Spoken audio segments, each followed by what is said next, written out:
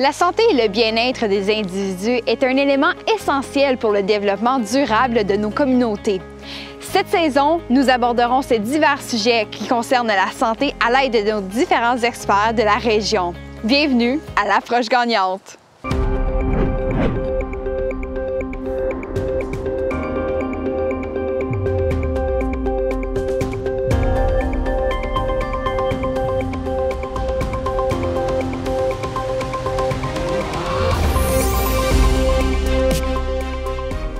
Parmi les 17 objectifs de développement durable fixés par l'Organisation des Nations unies, 2 sous-objectifs visent à réduire le nombre de maladies transmissibles et les maladies chroniques. Dans cette première émission de l'approche gagnante, nous aborderons les maladies respiratoires puisque celles-ci touchent un bien grand nombre d'individus dans l'Est de l'Ontario.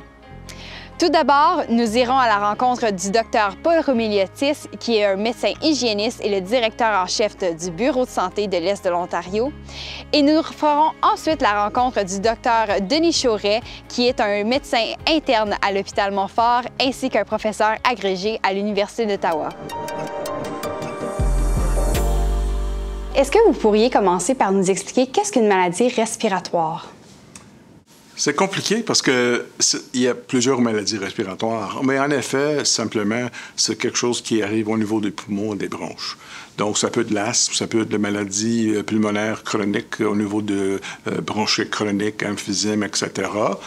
Ça peut être de la fibrose kystique. Donc, n'importe quel type de maladie chronique qui affecte les poumons et ou les bronches, c'est la maladie respiratoire. Et évidemment, ça peut donner des problèmes respiratoires chez les gens et aussi, ils ont besoin des médicaments, etc. Ça peut empêcher le mode de vie. Ils ont peut-être besoin de l'oxygène. Et c'est important aussi de dire aussi que les maladies pulmonaires donnent une faiblesse très importante chez les personnes au niveau des maladies respiratoires virales. Donc ça, c'est un aspect très important parce qu'on pourrait traiter, mais malheureusement, il y a beaucoup de maladies comme virales, influenza, COVID, etc. On n'a pas de traitement. On a la prévention, mais malheureusement, on sait que chez les personnes qui ont des maladies chroniques, les personnes âgées, mais même les jeunes enfants qui ont fibrose kystique, l'asthme chronique, etc., ces types de maladies respiratoires virales peuvent causer les conséquences très sévères, incluant les besoins d'être hospitalisés et même le décès. OK. Et est-ce que vous avez des statistiques, en fait, de combien de gens dans l'Est de l'Ontario sont affectés par des maladies pulmonaires? Je n'ai pas la statistique, mais je peux vous dire que c'est plus haut que la moyenne ontarienne. OK. Donc, c'est quand même assez élevé. Oui. OK. Et justement, la santé publique de l'Ontario a déclaré qu'on avait 1016 cas dans l'Ontario en date du 9 septembre pour l'année 2024. Donc, on s'apprête à battre des records. Quelle est la situation dans l'Est de l'Ontario? Je peux vous dire que depuis le 1er janvier cette année, on a 107 cas de coqueluche dans notre région, soit confirmés ou suspects. Ça, c'est un chiffre très, très haut. D'habitude, on a 1-2 par année. Oh boy, OK. Donc, ça nous dit 2 choses. Une, que la coqueluche est encore là, malgré que nous avons des vaccins qui peuvent le prévenir. Okay. La plupart des personnes qui sont subies à la coqueluche, c'est les petits-enfants, les bébés, en bas d'1 an, qui ne sont pas vaccinés. Mais ce qui arrive, c'est que les adultes autour d'eux autres, le vaccin ne marche plus chez ces personnes-là. Et ils attrapent la coqueluche, mais c'est comme une grippe chez un adulte, mais chez un bébé, ça peut causer des problèmes. Même ça peut causer des problèmes au niveau de la problème respiratoire. Ils s'étouffent parce qu'on tousse beaucoup, on a des quintes de toux pendant laquelle on vomit après. Et vous pouvez imaginer, le plus jeune qu'on est, le plus fragile les poumons sont. Oui. Donc, surtout, on trouve les enfants admis à l'hôpital. Et avant les vaccins, on a eu des centaines, des millions des enfants qui sont morts à cause de la coqueluche. Oh, ouais. Donc, si on parle, les victimes sont plus les jeunes enfants, mais les personnes aussi qui sont atteintes des problèmes pulmonaires chroniques peuvent souffrir des conséquences. Mais l'importance au niveau de sévérité, c'est plutôt chez les jeunes enfants. C'est pour ça qu'on dit aux gens de se faire vacciner. Les gens ne comprennent pas qu'on a besoin de donner... Parce qu'on a des vaccins qu'on donne pendant la jeunesse, 2, 4, 6 mois, 12 mois, 18 mois et 5 ans. On a besoin d'un rappel de coqueluche à 14 ans et une autre entre 20 et 65 ans. Il y a des gens qui oublient ça. L'autre chose aussi, c'est que les personnes, les femmes enceintes, on a besoin d'un rappel de coqueluche, le vaccin, pendant chaque grossesse pour protéger leur bébé. Donc ça, c'est le message qu'on veut partager parce qu'on voit que dans la plupart des gens qui sont atteints du coqueluche, ils ne sont pas vaccinés ou les vaccins ne sont pas à date. OK. Et est-ce que, là, vous nous parlez beaucoup des vaccins, y a-t-il d'autres moyens de précaution contre la coqueluche? Évidemment, c'est une maladie respiratoire qui se propage dans l'air comme les virus. Donc, c'est les mêmes choses qu'on a dit soit que ce soit la coqueluche, soit que ce soit le COVID ou l'influenza. C'est vraiment les choses de santé publique, les précautions de santé publique. Si vous êtes malade, sortez pas. Si vous avez des jeunes enfants, sortez-les pas avant 4-5 mois d'âge, ça c'est avec les grands foules, etc. Lavez vos mains, portez des masques, etc. Ça, c'est les seules choses qu'on peut faire. Malheureusement, il n'y a pas d'autres choses qu'on pourrait faire. Et avec la coqueluche, malgré que c'est une bactérie, on a des antibiotiques, mais malheureusement, il faut donner des antibiotiques très tôt. Et la plupart du temps que les personnes commencent à avoir des quintes et tout, c'est 2-3 semaines après qu'ils ont subi la bactérie, et c'est trop tard, on ne peut pas le traiter. Et quels sont les impacts sur le système de santé de ces maladies-là? Très importante. Je peux vous dire que pendant entre le mois de décembre jusqu'au mois de mars, le taux d'admission à l'hôpital avec les personnes qui ont des maladies respiratoires chroniques, qui sont vraiment déclenchées, si vous voulez, par des virus qui circulent, soit le virus respiratoire syncytial, soit l'influenza, soit le COVID. Ça donne un taux de travail, si vous voulez, très élevé. Ça empêche les hôpitaux, vraiment, ça les paralyse des fois parce qu'on a tellement un débit très important de ces patientes. Et c'est pour ça qu'on dit aux gens, faites-vous vacciner le plus possible. Et 2, ça va faire du bien pour vous, mais ça va diminuer le stress sur nos hôpitaux. Et comment est-ce qu'on peut protéger l'ensemble de nos sociétés? C'est une bonne question. En effet, on parle de la protection communautaire. Donc, vraiment, quand on va se faire vacciner, c'est une personne à la fois. Mais si on a un pourcentage de population qui sont vaccinées, 90-95 ça nous donne une vraie protection globale au niveau de la communauté, même chez les personnes qui ne sont pas vaccinées ou qui sont vaccinées et les vaccins ne marchent pas bien. Surtout les personnes âgées, les personnes avec les immunodéficiences, etc. Donc, pour protéger tout le monde, malgré que, disons que moi, je suis en très bonne santé et je me dis, pourquoi est-ce que je dois me faire vacciner? Parce que je ne vais pas subir des complications. Ça, c'est vrai, mais les personnes autour de vous, la communauté, les personnes âgées, les personnes avec une maladie chronique ont besoin d'avoir, en anglais, on appelle ça herd immunity, c'est vraiment l'immunité communautaire.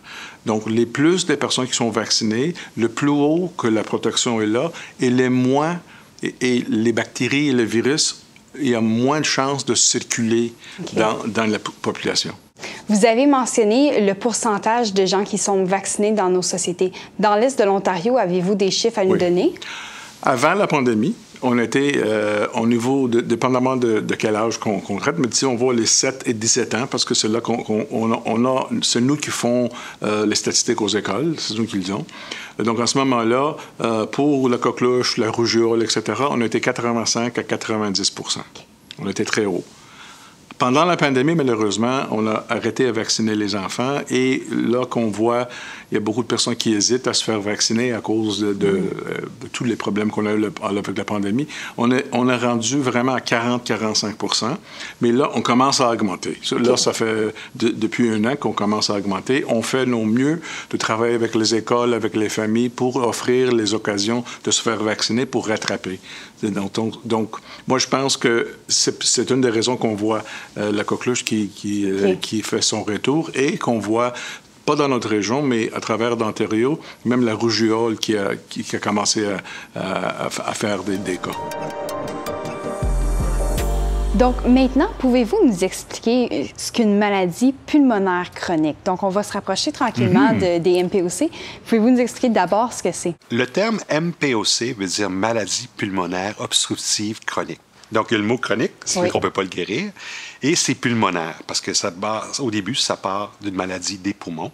Donc ce qui se passe, c'est qu'à cause de certains facteurs, les patients peuvent avoir plus de difficultés à respirer. Ils peuvent présenter des difficultés à respirer, de la toux, production de mucus. Et on dit que c'est obstructif, c'est que l'air entre, mais à cause de l'inflammation et des bronches qui sont petites, l'air a de misère à sortir. C'est ce qu'on appelle une maladie obstructive et évidemment chronique. OK, parfait. Et pouvez-vous nous donner quelques exemples de MPOC? Oui, en fait, la MPOC, ça englobe des maladies que les gens connaissent plus, comme l'emphysème notamment. L'emphysème, c'est une destruction d'une partie des tissus pulmonaires, souvent causée par le tabac. Puis évidemment, ça va causer des symptômes, notamment la difficulté à respirer. L'autre facette que les gens connaissent, c'est la bronchite chronique. Vous savez, la toux des fumeurs, des gens qui ont de la toux et qui produisent du mucus le matin, ça aussi fait partie de la MPOC. Fait que la MPOC, dans le fond, ça englobe un petit peu d'emphysème, un petit peu de bronchite chronique, un petit peu d'asthme pour compliquer, mais le diagnostic, il est spirométrique, c'est-à-dire qu'il faut des tests de fonction respiratoire pour diagnostiquer quelqu'un avec MPOC. Parfait. Et quelles sont, en général, la population qui est atteinte par les MPOC? C'est fréquent, la MPOC. On peut dire qu'il pourrait y avoir jusqu'à 5 à 7 % de la population. Les fumeurs, particulièrement, sont beaucoup plus à risque. Fumeurs actifs, fumeurs passifs. Il y a un aspect génétique également aussi. S'il y a des gens avec MPOC, des parents, on a plus de chances. Okay. Mais il y a d'autres facteurs, des facteurs environnementaux, qualité de l'air, qualité des produits chimiques au travail, asthme mal contrôlé. Puis tout insulte, dans la première année de vie, un bébé qui aurait fait une pneumonie à l'âge d'1 mois serait plus à risque de développer de la MPOC également aussi. Okay. Fait que ça commence souvent très jeune, les facteurs de risque, et ça peut même commencer quand la mère est enceinte, particulièrement si elle fume. Donc, quand le bébé ou le fœtus est soumis à des stress, évidemment qu'on augmente son risque de MPOC. Mais à 75 %, il y a toujours du tabac impliqué. Parfait. Et justement, vous venez de nous parler là, des personnes qui sont touchées, mais les causes plus spécifiquement, c'est quoi qu'on remarque là, en général? Bien, le tabac, évidemment, c'est la première cause. Donc, il y a un lien direct entre les gens qui ont fumé, est-ce qu'ils ont fumé beaucoup? Mais étrangement, c'est pas tous les fumeurs qui vont développer la MPOC. Okay. C'est seulement une partie. Donc, il doit y avoir des aspects génétiques, familiaux, des sensibilités aussi. On sait que les femmes sont beaucoup plus sensibles à la fumée de cigarette que les hommes. Donc, beaucoup plus de femmes avec MPOC que d'hommes. Puis évidemment, si on ajoute à ça de l'asthme mal contrôlé, une exposition chimique au travail, l'exposition à la pollution également aussi, bien évidemment, ce sont tous des facteurs qui peuvent venir à la MPOC. Parfait. Donc, on comprend vraiment là, que c'est un amalgame là, de tous ces facteurs-là ensemble qui peut mener à une MPOC. Exactement. Parfait. Et est-ce que vous pourriez nous faire un portrait, cette fois-ci, des MPOC dans notre région, que ce soit dans la région spécifique de Prescott-Russell ou même de l'Est de l'Ontario? Malheureusement, la région ici est quand même très riche en patients MPOC. Et pourquoi? On pourrait qualifier ça souvent qu'il y a peut-être plus de fumeurs. On sait que si la population vit plus longtemps également aussi, il va y avoir plus de MPOC parce qu'il y a un lien avec l'âge. C'est normal de perdre la fonction pulmonaire avec l'âge également aussi. Okay. Le manque d'accès aux ressources, des fois aussi. Hein? Si on n'a pas accès aux professionnels de la santé en première ligne, on fait moins de dépistage, donc on n'a pas accès aux fonctions respiratoires. Fait qu'un des problèmes majeurs, c'est peut-être l'accès justement au dépistage et l'accès à un professionnel de la santé qui va prendre en charge la maladie pour le long terme. Mais c'est fréquent. Je pense qu'il y a toujours eu cette opinion qui disait si on est exposé à du tabagisme, moins bonne qualité de l'air, statut socio-économique plus bas, bien évidemment, on va avoir plus de MPOC. Oui. Et pourquoi est-ce que le statut économique plus bas peut avoir un impact? C'est souvent, c'est pas prouvé, mais c'est souvent un manque d'éducation, notamment sur les causes de la maladie. Souvent un manque d'accès aux soins primaires. Et évidemment, des fois, c'est un manque d'éducation sur le tabagisme, hein, on n'a pas l'impression qu'il y a des causes, puis c'est des choses qu'on peut voir. Donc, il y a un lien entre statut socio-économique bas et MPOC, un niveau d'éducation bas et MPOC, mais ça, c'est pour toutes les maladies chroniques également aussi. Oui. Et comment est-ce qu'on peut savoir qu'on est atteint d'une maladie MPOC? Bien, c'est facile. Si on a 40 ans et plus, parce que c'est pas une maladie des jeunes, 40 ans et plus, avec des symptômes, de la toux, des crachats, de l'essoufflement, beaucoup d'infections respiratoires. et qu'il y a une histoire de tabagisme associée tout ça, égale fonction respiratoire. Est-ce que c'est fait? Non. Très souvent, nous, on voit des patients qui sont très avancés dans leur maladie, qui auraient dû être dépistés plus tôt, parce qu'on assume qu'un fumeur qui tousse, qui est essoufflé, c'est normal parce qu'il tousse. Mais le tabagisme est une maladie chronique qui en cause une autre. Donc, c'est extrêmement important d'être à l'écoute des symptômes.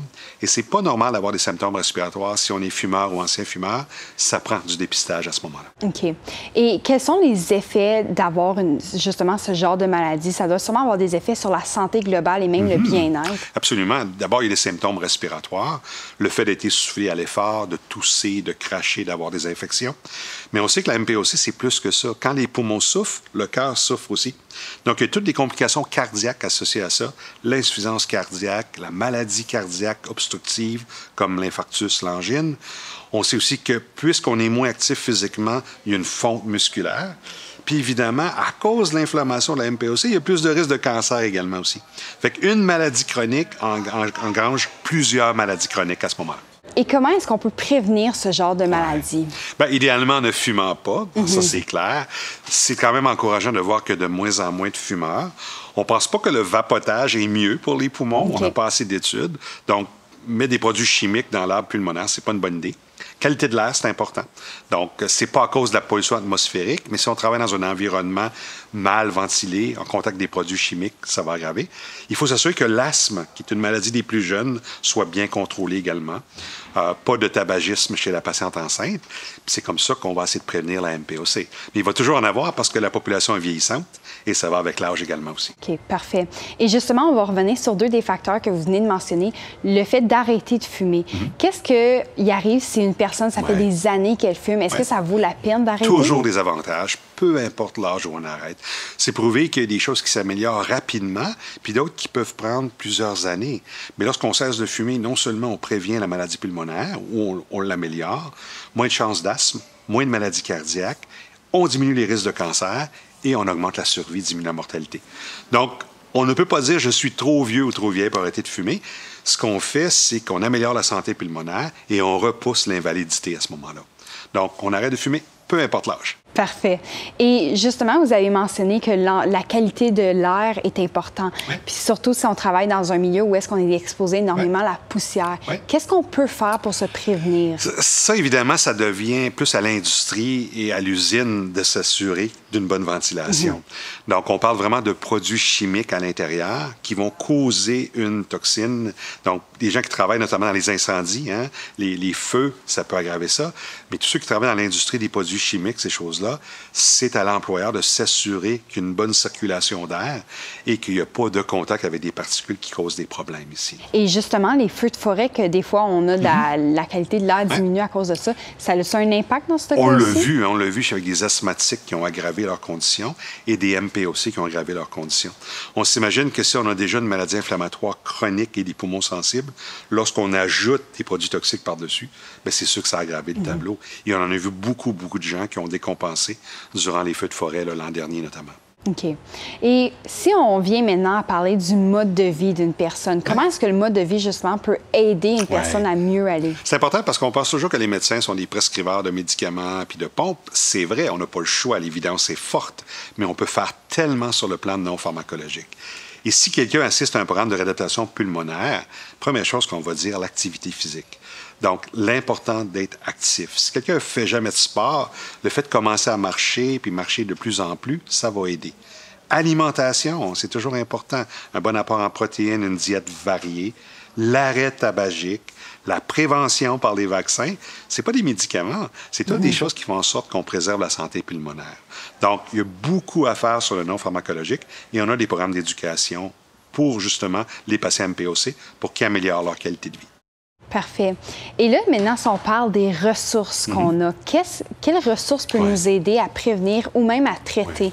Le problème présentement, c'est l'accès aux soins de première ligne. Hein? Il y a beaucoup de gens qui auraient dû être dépistés puis qui ne le savaient pas, parce que la MPOC n'est pas une maladie bien connue. Les gens connaissent le mot emphysème, bronchite, asthme, mais là, de leur dire que ça prend un test de fonction pulmonaire, c'est très vague.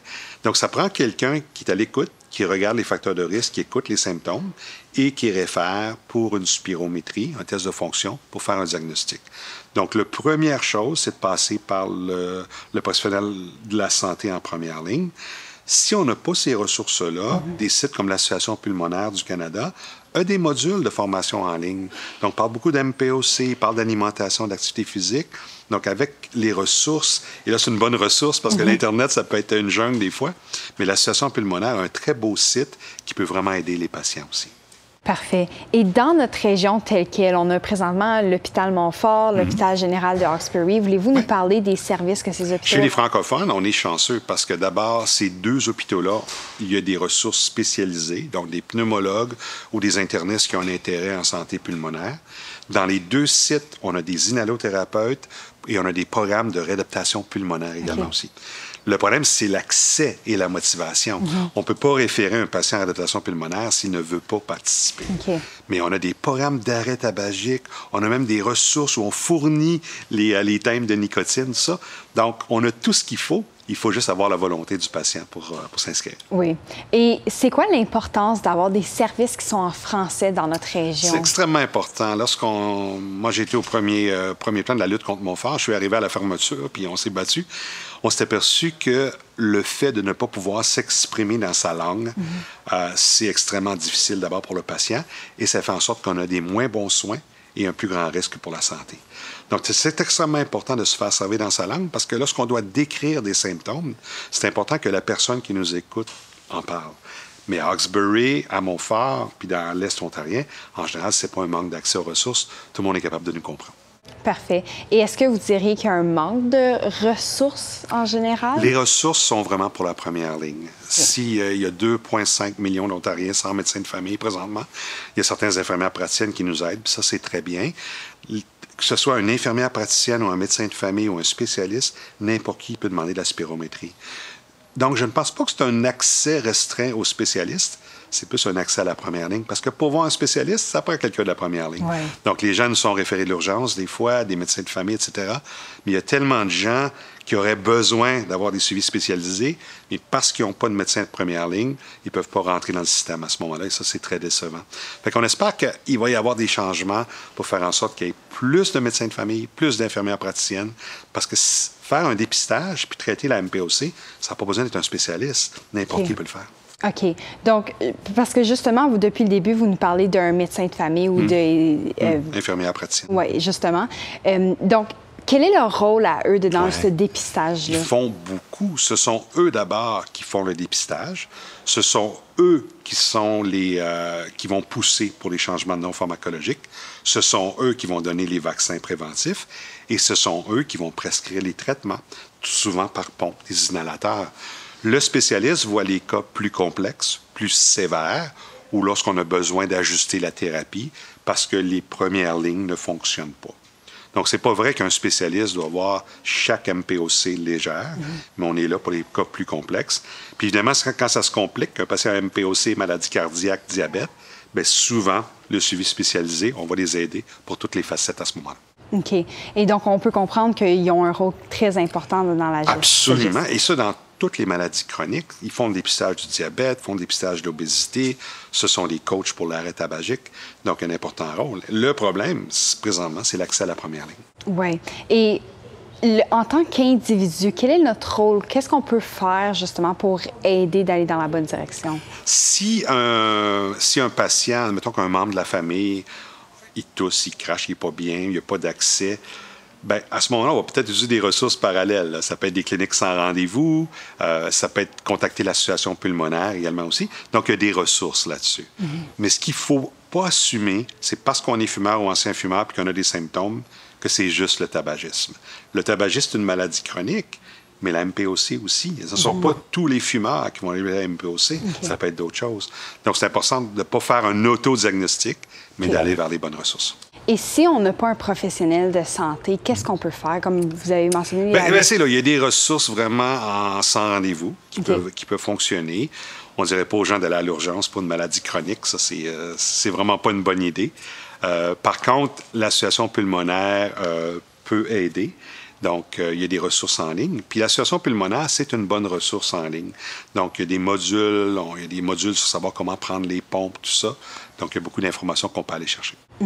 Et quels sont en général les impacts sur nos sociétés ou même sur les systèmes de santé? Des maladies comme la MPOC coûtent des milliards au système de santé parce que c'est une des causes les plus fréquentes d'hospitalisation. Donc, un patient MPOC traité qui prend ses pompes, qui va bien, ne coûte pas très cher, mais lorsqu'il commence à développer de l'insuffisance cardiaque ou il est hospitalisé pour une semaine, bien, les coûts augmentent. Donc, c'est une maladie qui est fréquente, qui se caractérise par des exacerbations, c'est-à-dire que la maladie devient pire parce qu'elle a été déclenchée par un virus, une pneumonie. Donc, le patient s'en vient à l'urgence. Souvent, on va le mettre sous prednisone, qui a un impact sur le diabète, et il va développer une maladie cardiaque. Fait que chaque attaque pulmonaire qui rentre dans le système, non seulement aggrave les poumons, mais peut affecter d'autres organes également aussi. Donc, on veut garder des patients bien contrôlés puis éviter l'accès à l'hôpital le plus possible. Et est-ce qu'il y a des taux élevés de mortalité prématurée avec les MPOC? Oui, en fait, lorsqu'un patient présente une attaque pulmonaire, c'est-à-dire qu'un patient a été hospitalisé pour MPOC exacerbé, sa mortalité à 1 an, c'est 20 %. En parallèle, un infarctus, c'est 10 %. Donc, une attaque pulmonaire est 2 fois pire qu'une attaque cardiaque. Oh mon Dieu. Puis on s'aperçoit aussi qu'il y a beaucoup de patients pulmonaires qui ne vont pas décéder du poumon, mais du cœur en général. Fait que tout est relié à ce moment-là. Le cœur et les poumons, ça va vraiment ensemble. Oui. Et qu'est-ce qu'on peut faire en tant que société pour aider à réduire cette charge-là sur nos systèmes? Bien, d'abord, plus de dépistage. Plus de prévention non pharmacologique, puis évidemment, prescrire les bons traitements pharmacologiques. On a d'excellents traitements par inhalation qui font en sorte qu'ils ouvrent les bronches et qui pourraient même diminuer la mortalité. Donc, il s'agit de choisir le bon plan, aussi bien non pharmaco que pharmaco, pour éviter que le patient se retrouve à l'hôpital. Parfait. Et quels seraient les impacts sur les taux de mortalité prématurée si on réduisait justement les MPOC? C'est une très bonne question. On sait que la maladie, elle est ultimement mortelle. On sait que chaque attaque pulmonaire va en créer une autre. Et on sait que la mortalité à 1 an suite à une attaque est de 20 %. Donc, statistiquement, si on s'assure qu'on tient les patients loin de l'hôpital et qu'on prévient l'exacerbation, mais c'est des milliards de dollars qu'on économise dans le système. Donc, je pense que ça revient toujours à la même chose, c'est-à-dire faire un bon diagnostic, appliquer les mesures de changement de vie et ensuite utiliser le bon traitement, puis de continuer à les prendre, évidemment, parce que c'est une maladie chronique. Et comme message que vous pourriez transmettre à la société, qu'est-ce que vous voudriez dire? Je pense que c'est très important de se faire rappeler qu'avant les vaccins, on avait des millions de personnes qui sont mortes avec les maladies respiratoires qu'on peut prévenir maintenant. Et puis, dépendamment de votre âge, vous avez besoin de certains types de vaccins. Des petits bébés ont besoin des vaccins à 2, 4, 6 mois, 18 mois et 5 ans. Les adolescentes à 14 ans. Et les personnes âgées, les personnes surtout 65 ans et plus ou qui sont sujets à avoir des problèmes respiratoires, ont besoin, sur certaines, que le vaccin contre la grippe, le vaccin contre le COVID, et là, nous avons un vaccin contre le virus respiratoire syncytial. Et, importante aussi, on a des vaccins contre la pneumocoque. La pneumocoque, c'est une bactérie qui cause des maladies très sévères respiratoires. Pneumocoque, pneumonie, c'est la même chose. Donc, ça aussi, les personnes qui sont atteintes surtout les personnes qui sont atteintes de problèmes chroniques, de respiratoires cardiaques, devraient se faire vacciner. Donc, dépendamment de votre âge, allez consulter avec votre médecin ou le santé publique, etc., pour voir quels vaccins sont pour vous, dépendamment de votre âge, de votre situation. Ça, c'est les meilleures choses que vous pouvez faire. Et pour protéger la communauté autour de vous, le plus des gens qui sont vaccinés, le plus qu'on peut protéger les personnes plus vulnérables. Et si, pour finaliser, vous auriez un message à passer à la communauté, que serait-il? Bien, je dirais, c'est pas normal d'avoir des symptômes respiratoires. Ça peut signifier qu'une maladie chronique sous-jacente. Donc, demandez de l'aide, demandez du dépistage. Si vous n'avez pas de ressources en première ligne, consultez le site de l'Association pulmonaire. Il y a des ressources sans rendez-vous qui peuvent vous aider également aussi. Il ne faut pas se rendre à l'urgence pour du dépistage, ça ne sera pas fait, mais au moins d'être proactif. Parce qu'avec l'âge, on perd de la fonction pulmonaire et si on attend trop, bien, c'est sûr qu'on va avoir perdu beaucoup de la fonction. Et ce qu'on a perdu comme fonction pulmonaire, on ne peut jamais le rattraper. Donc, ça diminue avec l'âge, mais ça diminue plus rapidement encore chez les fumeurs. Parfait. Un gros merci d'être avec nous aujourd'hui. Ça me fait plaisir.